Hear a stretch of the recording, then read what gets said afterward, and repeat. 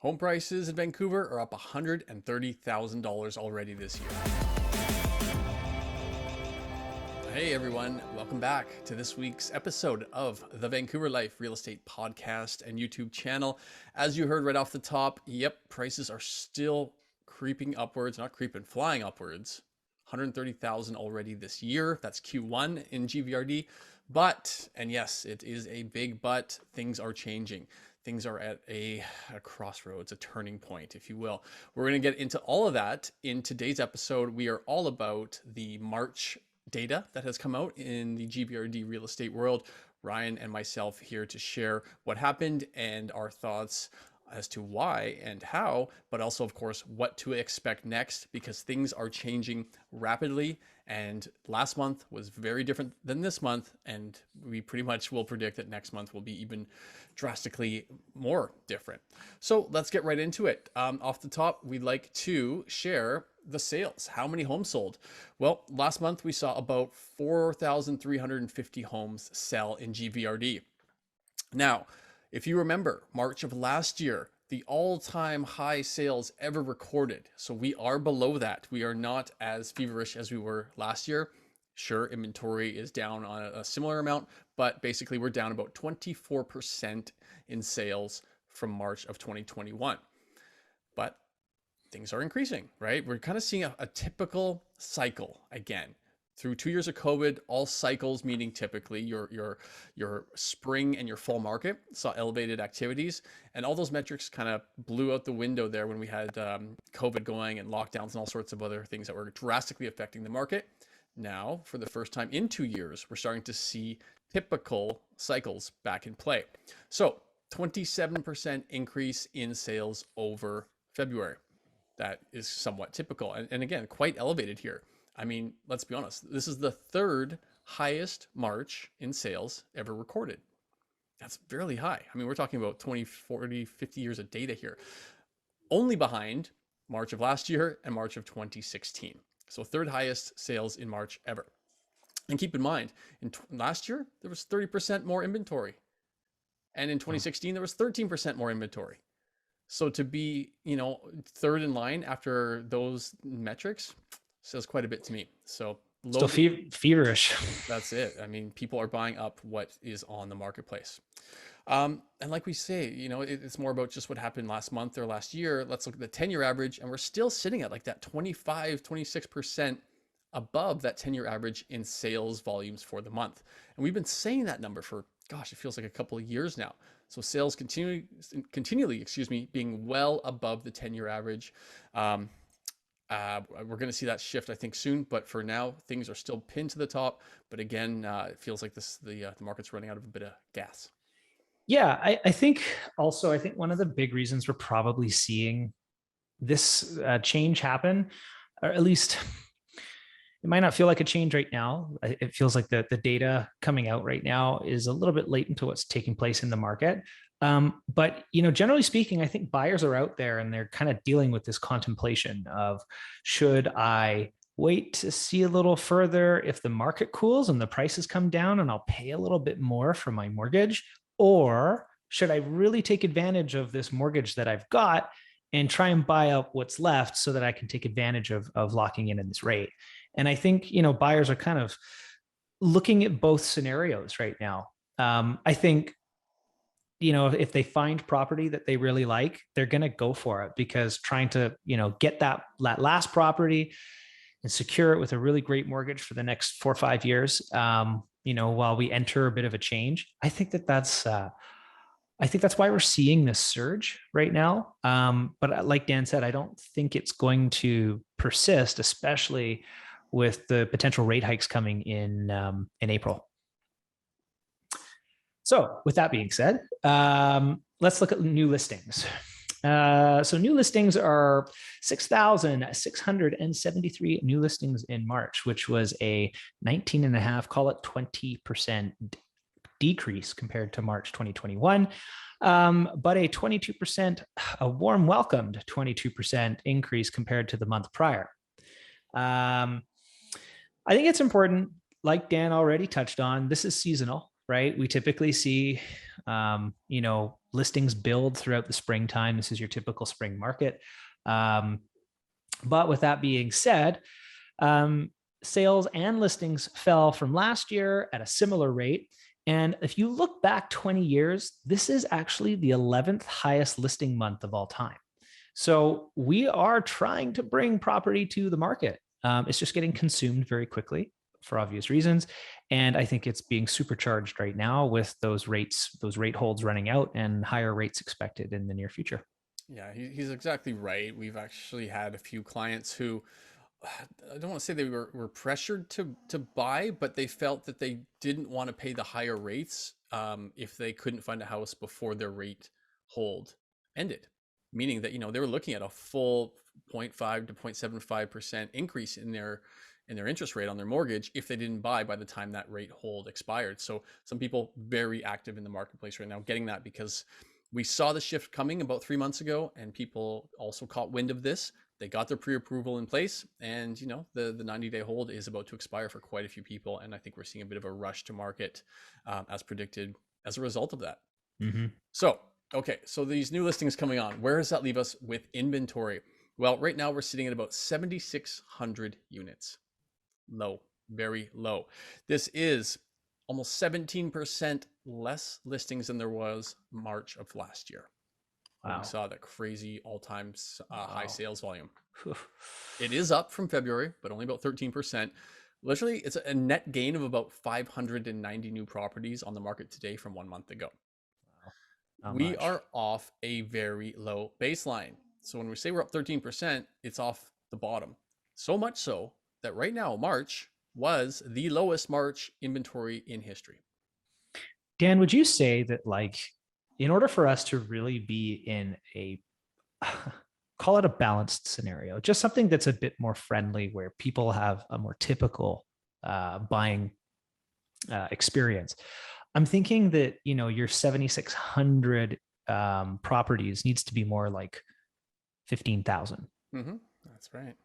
Right. Just to give some sort of range of where people should be, where that bar should be, right? And to show them just how far down. 13%, it's great, but we're still 50% below where we need to be, or even 100% in that fact, right? Yeah, we need to double. We need to go up, and you got to think at the rate we just went up last month, you're 12 to 14 months out at that pace to hit balanced market, and we'll be seller's market the whole ride up. Yeah.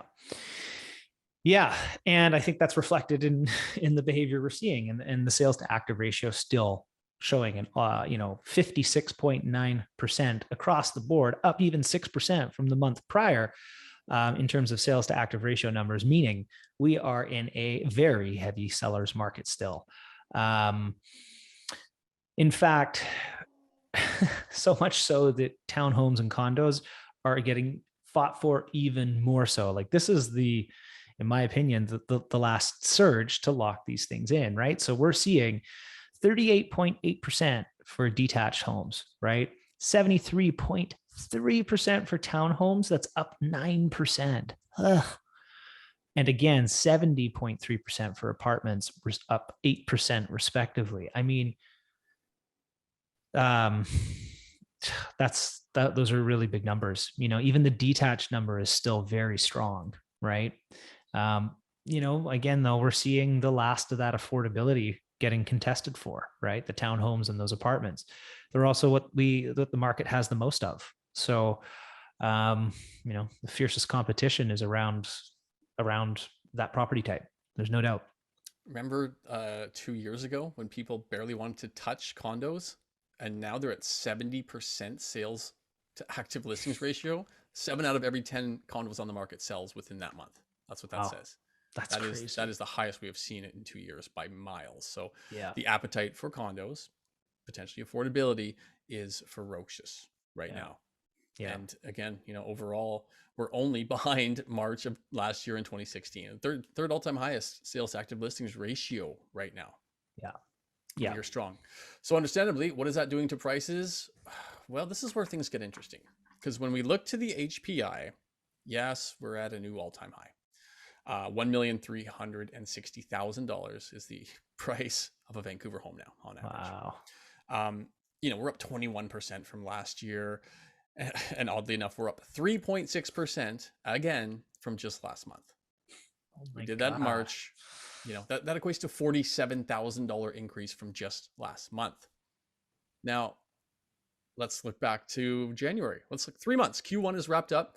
We're up 8.2% already this year. Guys, that should be your year. That should be 2 or 3 years. Well, in Vancouver, that should be, it's too strong, but it's way too hot for that to be happening by Q1. Yeah, exactly. I totally agree. So we're up, according to the HPI, by over $130,000 in the first 3 months of the year. An average pace of your home going up $1,450 every single day. Astronomical. Whoa. So if this pace were to continue, we'd see a 32% year. But we are not going to. And here is why. Or here's some other data to reference. We always look at all three pricing metrics. The median actually went down last month, down $5,000 off of its high of exactly $1 million to $995,000. Sure, it's the second all-time highest, but it is the first time that metric has gone down in about 6 months. Also going down is the average price. $1,340,000, second highest of all time over last month. But again, the first time that metric has gone down in 7 months. Looking a little deeper now, this is the first time in about half a year since we've seen 2 out of the 3 pricing metrics going down. Let's be honest here. The HPI is a bit of a lagging price indicator, whereas the median average are very much so more timely and relevant to exactly what happened in that month. So they're starting to go down. I firmly believe, and I think I might as well call it now, that next month we're going to see all 3 metrics go down. Mm-hmm. Yeah, I completely agree. And well, what we were talking about at the start is that the data is a little bit ahead of the action taking place in the market, right? And the market data that we have is latent, generally speaking, to the policy decisions that we've seen coming. So, everything that we're talking about is latent, in fact, right? And where we're headed now, you got to remember, and I think this is a good point of reference too. If you were March 2021 last year and you were going to take a mortgage out for $500,000, you'd be roughly looking at $34,000 of interest on that loan. Okay. That very same loan now has roughly $94,000 in interest. That's a staggering leap in interest, right? And affordability is typically follows the flow of credit. So as we continue to expect a rate increase here in April, you're going to see further cooling pressures taking place and squeezing what's left of this market out, right? It's kind of coming in on 2 ends here. And so it's going to be really interesting to see if that plays out. And I think it will. Then we've got the government's interesting cooling off effect, which I'm not sure what's going to happen to the market when that happens. But generally speaking, I think watching the flow of credit right now is very interesting and very telling as to what's going to happen. You got to remember, if it's 3 times the cost to borrow what it was this time last year, or the average person getting pre-approved now can afford $200,000 less than versus last year, that's going to change not only what they can buy, but how they buy it, right? And I think we're going to start to see that take place throughout Q2 and Q3. We're going to see that transition start to take place. So don't be alarmed if you see that. It's by design, right? So let's speak to each asset class for the month of March. So single family saw 1,291 sales. This is a 34.3% decrease from March of 2021. Now remember, we're coming off of an all-time high, right? The average price is a whopping $2.118 million. Holy moly, Dan. That's a big number. That is also up 23.4% since March 2021 and 3.5% compared to last month. Apartments, 2,310 sales. This is actually a 14.3% decrease compared to March 2021. Again, coming off of the all-time highs. Your average price at $835,500. A 16.8, call it 17% increase from March, and a 3.5% increase from last month. Townhomes, the reason why they are at 73% sales to active ratio is because only 743 of them sold, which is, even though that's a 29% decrease compared to March of last year, I think that's also because we're down 29% in supply. If we could find more townhomes to sell, they would fly. Your average townhome sale price is 1.138 million. So call it 1.14 million. It's a 28.1% increase compared to this time last year, and a whopping 4.4% increase compared to February. So just banana numbers coming out of price action, increases year over year, and just absolutely depleted inventory, right? Yeah, you got to think your average townhome just went up $48,000 last month. It's up, Whoa. yeah. Townhomes alone, I'm just looking at this in real time here. Townhomes in Q1 here are almost verbatim that $130,000 in value, 134. Wow. Big demand for that asset class, of course, and your duplex, triplex, those are included within those metrics. Yeah, and we'll speak to how that. We've got some anecdotal stories here that we'll speak to at the end of the pod, and you'll want to hear those. Yes. So speed of sale, we are still pinned to the bottom. The average home here in Vancouver is selling in 8 days, which is the lowest on record. It matches March, April, May of last year, and of course last month as well. So 6 months in recorded history, it's been this low, and we are in it right now. The per foot, cost is something that we like to look at right now. It increased, but only slightly. It was only up $2 last month to an average of $886 per square foot to buy a home here in Vancouver. It was jumping double digits for the last, 6-7 months or so. So that metric is slowing as well. Interesting. Very interesting. Another telltale sign of things changing. Percent of list price. It's listed for $1 million. It's going to sell for 104.6% of that asking price. Again, that is coming down for the first time in a while, because last month or the month before rather, 105.5%.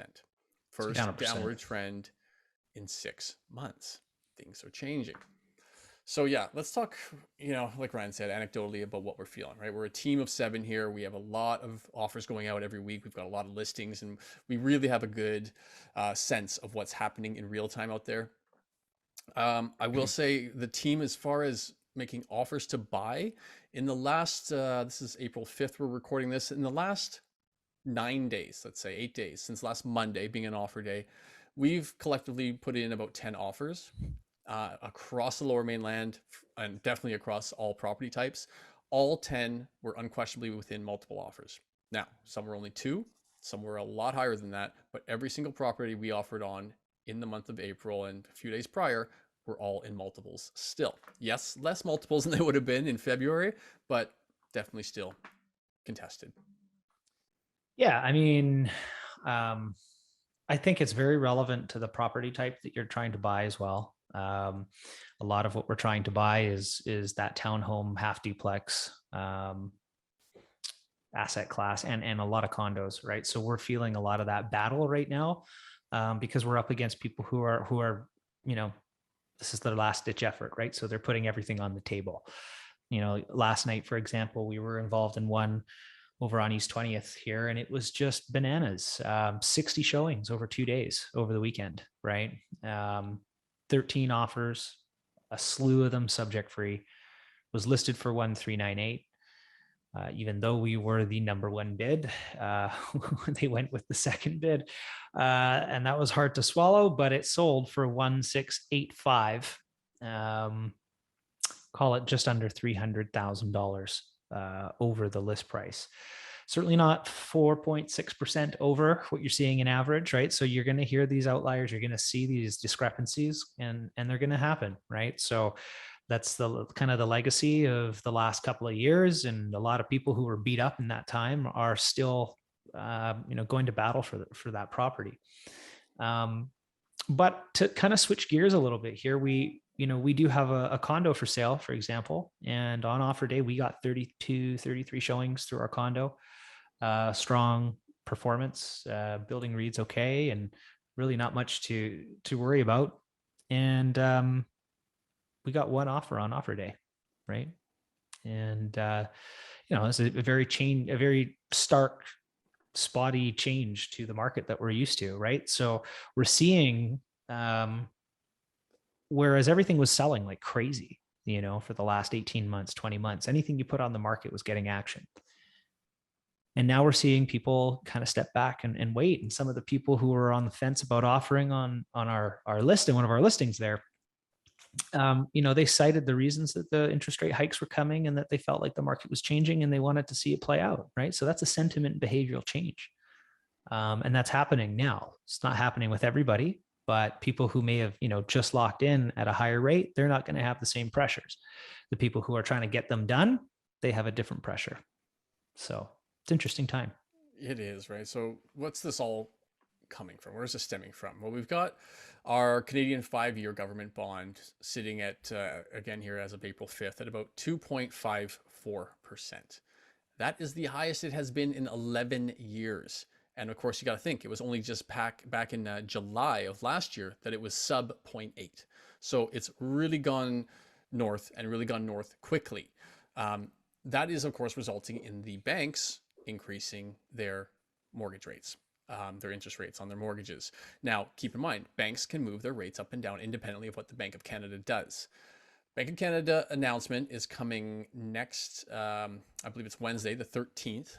And as of today, the 6 big banks all expect the rate hike to be a full 0.5%, a full half point, instead of a quarter point or more or less. But they are basically all in agreement. It's definitely going up, and it's going to be a full half point. And what's interesting is we haven't seen a half point hike in 12 years. Not since the year 2000. Or sorry, 22. Gosh, I'm dating myself here. We haven't seen a half point hike in 22 years. That's a long time. And that is going to have a major impact, both psychologically and, of course, financially. Mm-hmm. Let's think of it like this. Ryan touched on a great point earlier when it comes to the interest payments. And that's just it. People buy payments. People have debt servicing ratios that the banks lend on. And so if I'm your typical buyer and I can afford a $2,400 a month mortgage payment, well, a year ago, when the fixed rates were 1.5% range, I could afford, let's say, a $700,000 mortgage within that $2,400 monthly payment. Today, at 4%, which is right around where all the big banks are lending at, is 4% fixed, it's almost a $200,000 reduction for that same payment. Now I'm looking at a $500,000 mortgage. My buying power in the last, call it 14 months, has dropped dramatically, $200,000 on that example. That is going to have a huge impact on prices more than anything else will. And so this is why the sentiment is changing. This is why we're going to see prices go down, because most people can afford somewhere in the range of already 15% less than they could a year ago. Yep. So that's impact. For sure. And you got to think, we just went through 2 years of exponential price growth on properties, right? So what's available now at 500,000 that was, compared to 2 years ago? There's just very little that you'll be able to find. All of our inventory has been eaten up. Price points have now climbed tremendously in the last 2 years. New buyers entering the market are entering cash strapped, if you will, or strapped to much higher rates and much lower thresholds of borrowing. Theoretically, you could have downward pressure on price. I think the vast majority of people will just hold off selling, is what will likely happen. And it'll create a further inventory issue. And because if people aren't going to sell their properties and take a loss if they don't have to, right? So, conversely, where it also gets interesting is 2 years ago, if you had locked in at a variable rate at 700,000 and you were paying that $2,400 a month, and you go through the next, let's say from the last hike to a year from now, we're up 150 basis points, right? That'll put you up 1.5%, right? You'll be nearly $700 a month more in your monthly payments. $700 a month more, $8,000, $9,000 more in interest just to live in your home too, right? So that's why we stress test. That's why that stress test exists, right? To make sure you can pay that in the event of these moves. But let's be honest. I mean, if you strap people from being able to buy and you put downward pressure and the people that are forced to sell, you're going to start to see those prices come down a little bit. I don't see how you don't. Definitely. And especially too when the 5-year renewal comes up from the melee that's happened over the last 2 years. It's gonna be a very different conversation in 3, 4 years from now. But just know that sure, if rates are 5, 6, 7% then and people bought in at 2, their monthlies are going to look very different then, and we may see some drastic choices then. But 3, 4 years way too far out to predict. So let's keep it a little bit more local, a little bit more today. And in that, let's take a quick look again. So this 4% fixed rate, we haven't seen that since 2013. So it's about a 9-year high here. And in that year, in the whole year of 2013, we saw the average home price increase by 2.6% in the whole year. We saw 3.6 last month. So it gives you an example of what higher interest rates can do to prices throughout the year. On top of that, I think we've seen, this immense wealth savings over the last 2 years, right? We had all this helicopter money. We saw 25% new money printed into the system. A lot of people saved. A lot of people paid off credit cards. A lot of people paid off debt. A lot of people put it into stocks, crypto, and of course, real estate. Now with interest rates rising and obviously with inflation and everything costing more, gas, furniture, housing supplies, construction materials, everything, those savings are being eroded and eroded quickly. So while not everybody, while the averages are still, very much on the plus side, on the positive side, that is going to get eaten away quickly. And of course, then we're going to start to see all the metrics shift. Now, maybe that'll start with the credit card defaults, for example, and other loans. Yes, mortgages will be affected last, but we're at the crest, is how Ryan phrased it earlier. We're at the top of this mountain right now, and we're looking down the other side. Or we're looking down the other side for the first time in about 2.5 years. So it's a different environment. So be smart with your money, understand what's happening with your mortgage, understand what's happening with your payments if you're variable. And yes, post April 13th, we are bringing on an advisor from BMO to talk exactly about that, because while some of the banks, yes, have already baked in this expected 0.5% rate increase into their current mortgage rates, more are expected. It's going to go up more before it starts to come back down. Yeah, and I think we should touch on, just historically speaking, when we've seen these changes. Your boom towns, your boom bust towns, your resource rich towns, these smaller municipalities, smaller suburbs, the ones that have gone up drastically, like in Ontario, where we saw some neighborhoods do 40-50%, they'll be the first ones to likely pull back as well. You'll see the major centers like Toronto and Montreal and Vancouver, they'll have their own pullbacks or their own sideways price action, but it won't be hit the same way, because we have we're a more resilient marketplace. So it's not like I want people to panic or anything like that, but do know that the economic environment that we were once in is drastically different from the one that we're going into now. And so what we've been through is not what we're going to go through next. It's very different. We haven't seen extremely low inventory levels and extremely high inflation and extremely low rates all in the same time. Mm-hmm. So it is uncharted waters here. And that's a bit of what's currently sort of maintaining these elevated property prices, is that, look, the inventory, like we just touched on, it is record low for this month, and the demand is still there, elevated 25% above the 10-year average. But then all of a sudden interest rates rather are a 9-year high. So volatile, but getting pulled in two different ways. Things are going to shift. And always keep in mind, look, Ryan's right. Don't panic. Yes, things are going to likely come down in price, and that's okay, right? I mean, we've been in this over 2-year bull run that saw in some areas 40 to 50% in some areas, and I think we're 35-40 here in GVRD as an average. Is it okay if that pulls back 15 to 20? Of course it is. It's overheated. So don't panic, and do know that I think the government will come back to the rescue, if you will, if things start to fall too far too quick. And there's lots of ways to stimulate, and there's also ways that, hey, they can only increase rates until a point where things break, and then they have to lower them again, right? They Yeah. got to fight inflation, but they got to fight a recession as well. Yeah. And I mean, we have demand out the yin yang when you look at immigration too, right? Like, the immigration levels that we have now are higher than they've ever been. Yes, we're replacing one of the largest aging, well, the largest aging workforce that's ever been. But that, the vast majority of those people are going to go to where the work is, and the vast majority of the work are in these major urban centers, right? So again, yeah, we're seeing monetary policy shift, right? The Bank of Canada's tone is hawkish, but then you look at the government and they just inked a deal with the NDP that's going to spend a ton more money too. So like Dan said, we're kind of in this strange place where we're not really, I don't know if it's ever been what we're in before. So it's going to be an interesting ride out, but know that I think the amount of money that's been made in the last little while, some of it needs to be eroded, but you're not going to see some major changes here. Just the fundamentals in our economics just won't allow for it, unless barring some crazy another black swan event. Yeah, that's it. So essentially, the advice here: don't make any knee-jerk reactions here.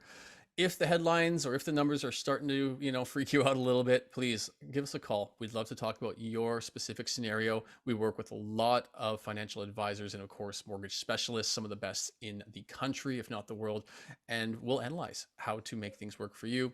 You know how to get a hold of us here. Links are all below. Thanks as always for watching and listening. Happy savings, happy enjoying your home, and have a great day. We'll see you next Saturday.